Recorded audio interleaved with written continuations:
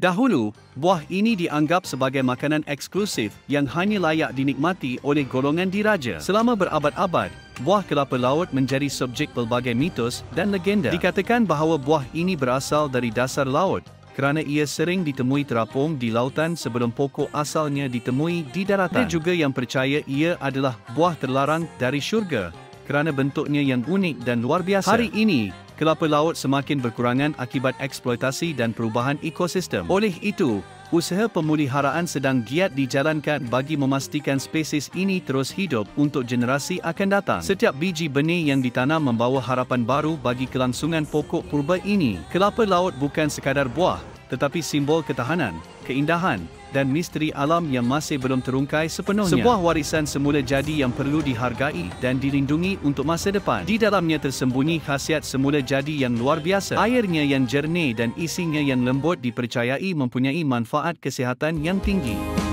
เดือนรอมาดอนสิ้นสุดลงในวันนี้เรายินดีอิ่มใจเบิกบานฟ้ารุ่งสางต้อนรับเดือนเช้าวันเราสุขสันต์ฮาริรายารวมฉลอง